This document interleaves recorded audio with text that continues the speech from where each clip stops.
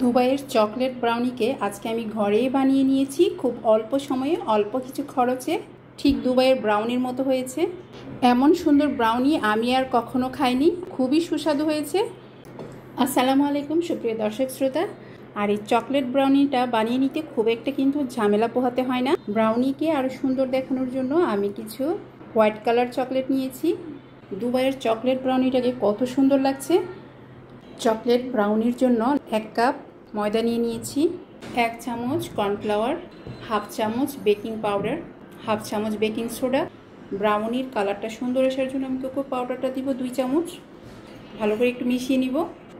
Chocolate ব্রাউনির উপকরণগুলো আমার ready হয়ে গেছে, তবে চকলেট ব্রাউনির আরও কিছু উপকরণ আছে, ওগুলো আমি স্টেপে স্টেপে দেখিয়ে দিচ্ছি। আর এখানে আমি মালয়েশিয়ান কোকো পাউডারটা দিয়েছি, অবশ্যই ভালো ব্র্যান্ডের কোকো পাউডারটা দেওয়ার চেষ্টা করবেন। 1 কাপ চিনি, সামান্য একটু লবণ। এখন নিয়ে নিব 2টি ডিম। এটা এখন বিট করে নিয়ে আসবো। আমরা সবাই মোটামুটি বিট করতে জানি, তবে আজকে ব্রাউনির জন্য কিছু কাজ আছে, তাই আজকে বিট করাটা দেখাচ্ছি না। আমি এটাকে বিট করে নিয়ে আসছি, দেখতে পাচ্ছেন আমি বিট করে নিয়ে আসছি। এখন যে ময়দার উপকরণগুলো কোকো পাউডারের সাথে মিশিয়ে রেখেছিলাম ওগুলো চেটে দিয়ে দিব। আমি সবগুলো উপকরণ আস্তে আস্তে মিশিয়ে নিব।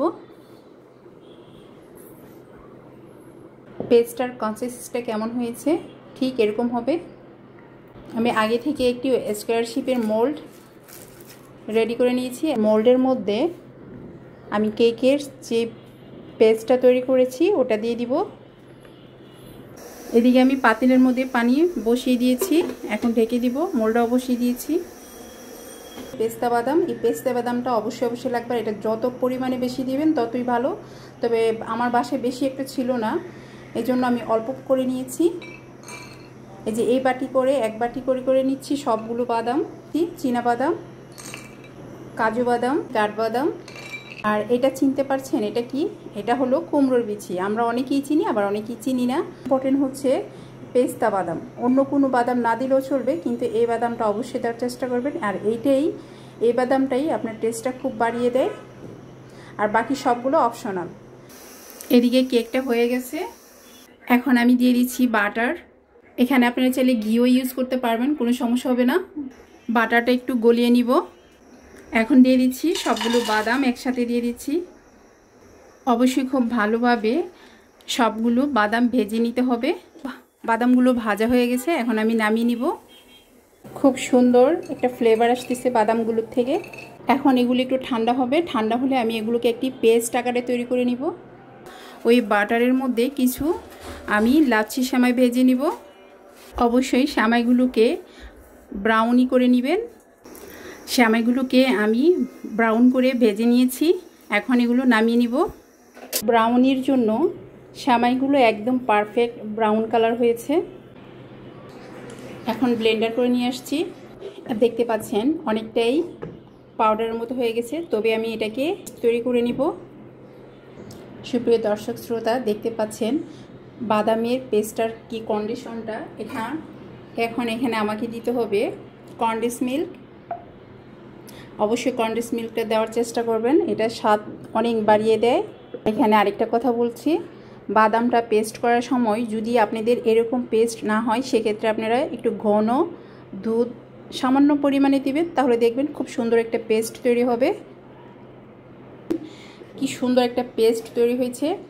আমি কিন্তু টিপস সহ আপনাদেরকে বলে দিচ্ছি যে বাদামটা এরকম পেস্ট যদি না হয়, সেক্ষেত্রে আপনারা ঘন দুধ দিয়ে দিবেন, তাহলে পেস্টটা সুন্দর হবে। আর অবশ্যই কনডেন্স মিল্ক দিবেন, কনডেন্স মিল্কটায় খুব সুন্দর একটা টেস্ট আনবে, আর দেখতেও কত সুন্দর লাগছে।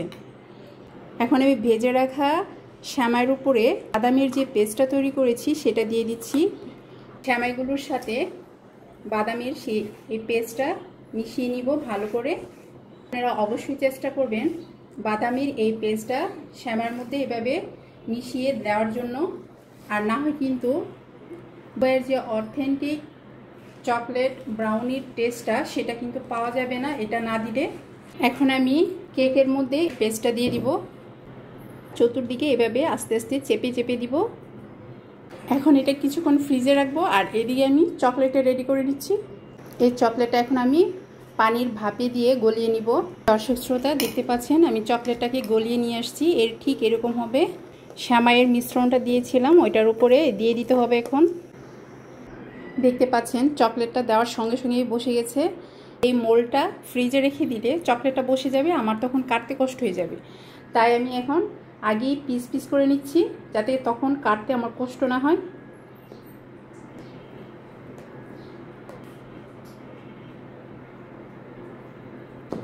এখন আমি ফ্রিজে রেখে দিব।